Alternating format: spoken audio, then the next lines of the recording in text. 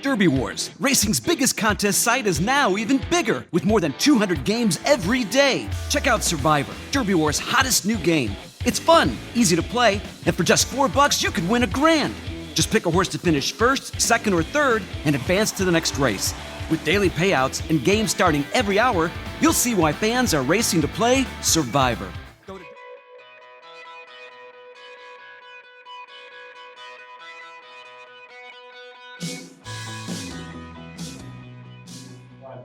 Welcome to another edition of HorseCenter, everyone. I am Brian Zipsey, and as always, I have the great pleasure of being joined by my co-host to the East Coast. That's Matt Schiffman. How are you today, Matt?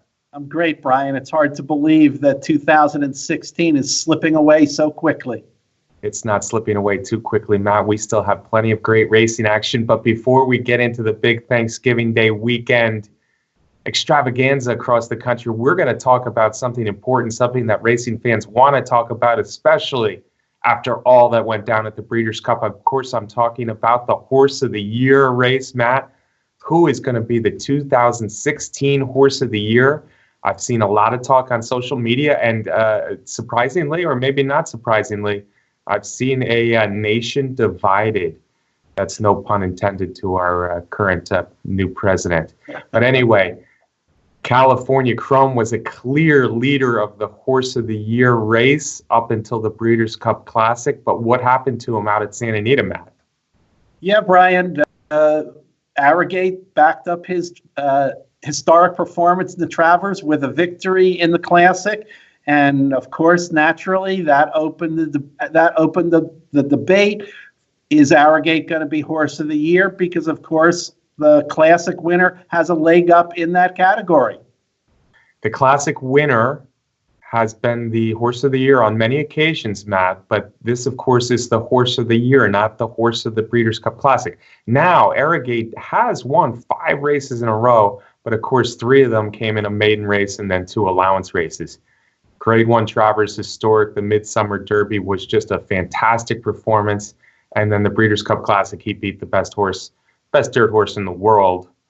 Maybe not anymore, but the best dirt horse in the world going in. He beat California Chrome on the square in the most important race as far as deciding an award. I still think California Chrome, given that this is the Horse of the Year award, is the one for me, Matt. How about you? Yeah, Brian, and I agree with you. On the body of work, I think California Chrome wins this vote in a nod at the wire. Speaking a little more about Arrogate, I wasn't a big supporter going into the Classic, but he ran another big Beyer speed figure. He has 2 of the top 3 Beyer speed figures for 2016. Yeah, Arrogate's just been phenomenal, and you kind of saw it coming a little bit with all the talk that Baffert was doing. Remember them saying he was a Belmont horse if he had been ready just a little bit earlier. But you couldn't really tell in those maiden and allowance races just how good he might be. But when he got 1.25 miles, which is, of course, the classic distance in American racing, just phenomenal performances. The Travers may have been the most impressive Travers performance ever. Now, there have been Horse of the Years, or at least Eclipse Award winners, Matt, that only needed 2 really big Grade 1 wins to get it done. But I think when we're talking about 2016, the whole racing season, when we go from January through November now and through December here soon, I think we're talking about a very good year where several of the top ones kind of distinguished himself, making it harder for Arrogate to steal 2 awards. Now, I think we agree that he is the 3-year-old champion off that Travers and Breeders' Cup Classic win. Yeah, absolutely. That's a lock. 3-year-old championship. Eclipse Award does go to Arrogate. But like you were saying, Brian, when the Classic winner has snuck up with only a couple wins to win Horse of the Year, that has happened when there hasn't been a horse like California Chrome that presents a pretty impressive resume throughout the racing year. Yeah, California Chrome, again, did it throughout the entire year. He won early in California. He went over to Dubai, won won a less important race before winning the Dubai World Cup in fantastic fashion against a strong international field. And then coming back to America, some of the races he ran, Dortmund gave him a struggle in the San Diego, but of course he came out on top. He looked great in the Awesome again. But that Pacific Classic, Matt, that Pacific Classic, along with the World Cup, those are two huge wins. You remember how good he looked in the Pacific Classic. Yeah, Brian, and you can't take anything away from Chrome. All of those victories that you mentioned, every one of them was impressive. He ran against good horses. He ran against strong fields. And in all of those races, the outcome was pretty much not in doubt. I mean, Dortmund got close to him in the one race, but he was dominant. And the classic defeat by a length or so, to me, isn't enough to take Horse of the Year away from the Art Sherman trainee. Yeah, when you look at the whole year, I think it's California Chrome winning the Horse of the Year many years in recent years. He's won 6 races in a row before less than a length. He lost the Breeders' Cup Classic. He was second in the Breeders' Cup Classic. Maybe he didn't get the greatest ride in the world by Victor Espinoza. Well clear of every other horse in the Breeders' Cup Classic. So 6 wins, 1 second in 7 races. Matt, we're in agreement. Arrogate is going to get votes, and I think it's pretty amazing from where he was a few months ago that we are talking about Arrogate as the likely second place finisher for Horse of the Year, the 3-year-old champion. Again, folks, the 3-year-old champion, I think, is a simpler award for him because there's just far less competition. Nyquist really didn't do anything the second half of the year. Exaggerator never won a race this year that wasn't on a sloppy track. So Arrogate runs away with that award, but neither Matt or I think he did enough to warrant jumping California Chrome for Horse of the Year.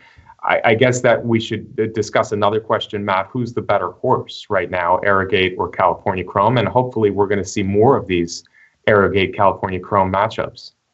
Yeah, Brian, and it sure is an exciting prospect to look forward to 2017 and see what Arrogate can put together from January through the year. Lots of big races coming up. And of course, for Chrome, we're looking at the rematch in the Pegasus World Cup, possibly with Arrogate, but we're looking at that being the finale for California Chrome. Yeah, it'll be an interesting passing of the baton. Hopefully it happens. I think California Chrome is pretty set if all goes well until late January. California Chrome will, especially since his connections already bought a spot there, he'll be in the Pegasus World Cup. Of course, we're talking about a $12 million race, late January, Gulfstream Park, 9 furlongs. And Matt, a good chance Arrogate's there as well. I wonder if 9 furlongs might favor, because one of the things I've been so impressed with Arrogate is his ability to get 10 furlongs. I wonder in the back of my mind, I'm not sure, because Arrogate has a pretty good ability to be close to the lead as well. But if 9 furlongs might favor California Chrome just a little bit. It certainly isn't going to hurt California Chrome's chances in that race. And certainly the extra distance is way to Arrogate's advantage in both the Travers and the Breeders' Cup Classic. It was reported that Arrogate came out of those tremendous efforts barely winded. So distance is not a negative for Arrogate. Very exciting for looking forward to next year. And we certainly hope Arrogate, the son of Unbridled Song, can stay healthy and put in a full year of stakes racing next year. Very exciting thought to have him around all year. Matt and I are in agreement, HorseCenter fans. Matt and I are in agreement for once. We say California Chrome retains Horse of the Year that he had going in. He's number 1. We see Arrogate as the 3-year-old champion, number 2 Horse of the Year. Matt, we need to talk about the females, though, because female horses, once again, and maybe especially this year, it was just a fantastic year for the fillies and mares in 2016. We could talk about Lady Eli. We could talk about a lot of horses, but I think we need to Stellar Wind being another one. We need to pay special attention, even in the Horse of the Year race, because I think they're in the discussion at least. Songbird, Beholder, Tepin. Tepin won 6 races, Matt, 6 in a row to start the year, including wins at Royal Ascot, historic win at Royal Ascot, the Woodbine Mile, But I think the fact that she lost her last two, even though the Breeders' Cup Mile I thought was a wonderful performance, I think that puts her on the outside looking in. And on my list, I have Tepin down at number 5 in the Horse of the Year race. Yeah, Brian, I agree with that also, but certainly a tip of the hat to the wonderful, wonderful campaign that Tepin had in 2016. And once again, Brian, we are looking forward to seeing another year of racing for Tepin in 2017. Great news. Our 2 favorite turf mares in the country, Lady Eli and Tepin, will be back next year for running in 2017. Now, moving a little closer to the Horse of the Year, I think we have to look at that Breeders' Cup Distaff. Songbird came in 7 for 7 match. She was dominant. She was undefeated in a full season of racing, full of Grade 1 victories. However, she had never raced outside of the 3-year-old filly division. Well, she did it on Breeders' Cup Distaff Day, and she ran a great race. She certainly did, and the narrow defeat in the Distaff takes nothing away from Songbird, because she was beaten by one of the greatest mares in history of thoroughbred racing in Beholder. Yeah, Beholder, there may never have been a time, and I don't mean to put down Beholder in any way, there may never have been a time where I thought Beholder was one of the all-time greats. And what I mean by that is, was she one of the best 2-year-old fillies I ever saw, 3-year-old fillies I ever saw, 4-year-old fillies, and so on? Probably not. Probably not one of the greatest of all time. And that is a huge statement, one of the greatest of all time. However, when you put her 2-year-old season through her 6-year-old season, then I have to think you have to include Beholder as one of the greatest of all time. That longevity of excellence that Beholder put in, simply amazing, and she deserves to be in the Hall of Fame in 5 years as soon as she's eligible, Matt. However, I think that in the Horse of the Year race, Songbird is ahead for me. I have Songbird just behind Arrogate at number 3, ahead of Beholder at number 4. What do you think? I agree with that, Brian, and I think it's a similar kind of argument that we used earlier with the boys. It's body of work throughout the year, and what can you say about her season? Beholder, on the other hand, closed her career out with a fantastic win over Songbird, but again, she hadn't won those races earlier. I know they were against super tough field, and they were not a real knock against Beholder, but when we look at body of work, and that includes how many times you've been in the winner's circle, I give a nod, if we're ranking them here, to Songbird. And I just want to throw in other years, when there weren't dominant males like California Chrome and Arrogate, horses like Songbird or even Beholder may have been in more contention for Horse of the Year, but not this year. Absolutely. And there's some people probably watching, Matt, right now that are a little disappointed that we're putting Songbird and Beholder down at 3rd and 4th. But the truth is those classic victories, Pacific Classic, Dubai World Cup, Breeders' Cup Classic, Travers, just carry a little bit more weight. Also, we can look at one specific race. I'm thinking about the Pacific Classic this year, where Beholder ran a very good race. She was ahead of Dortmund. She was ahead of Opportunity, but she wasn't all that close to California Chrome. And I think that factors into this Horse of the Year discussion, that in the one real top mare, filly mare against top male horse this year, the Pacific Classic, California Chrome really did get the measure of Beholder. Now, does it worry you as far as we're talking Songbird, and maybe it doesn't matter because we're only talking about 3rd or 4th for the Horse of the Year, and Songbird, of course, is going to be the 3-year-old filly champion, and Beholder, who split 4 races with Stellar Wind, but she won the right one, of course, and Stellar Wind was 4th, will be the older mare, the older filly mare champion this year, so maybe it doesn't matter too much. But when we're talking Songbird 3rd over Beholder, does it matter to you that Songbird never won a race that wasn't restricted to 3-year-old fillies? It certainly is something to think about in there, Brian. But again, I have to give the nod to Songbird. Okay, fair enough, Matt. I think what both of us are saying, folks, is that we are looking a little bit more for the entire body of the work for this Horse of the Year race. Songbird was spectacular.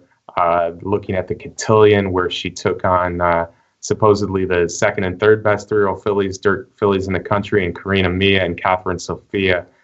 Songbird just laughed them away, just dusted them off there at Parks. Songbird, 7 wins, 1 second by a whisker in the Breeders' Cup Distaff.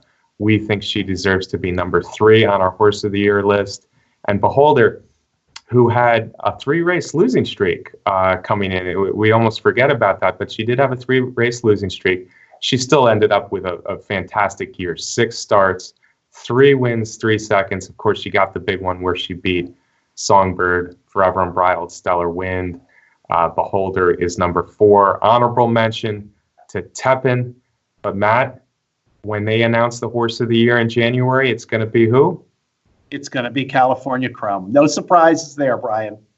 Horse of the Year 2016, HorseCenter says California Chrome, followed by Arrogate Songbird, and then Beholder Tepin on the outside looking in. This has been our Horse of the Year show, folks. I hope you enjoyed it. We wanted to celebrate the best horses in America from 2016, and certainly the ones we mentioned qualify among several others. It's been a great year, but probably none better the whole year than California Chrome. Matt, any parting shots on our Horse of the Year edition of HorseCenter? Brian Zipsy, all we can hope for is that 2017 has the kind of quality racing that we had in 2016. Amen, Matt Schiffman. Well said. Folks, thank you so much for watching. We really enjoy doing this show for you. Thank you also to our sponsor, Derby Wars, the best contest site out there. And Matt, you always want to thank our producer, don't you? I always want to thank our producer, Brett Workman. Thanks for the work, and thanks for the new look, HorseCenter. Got a little new color scheme. I like it. And yeah, it can be a thankless job. So we want to give our props to Brett Workman for helping with HorseCenter. Folks, hope you enjoyed the show. We'll see you next week on HorseCenter.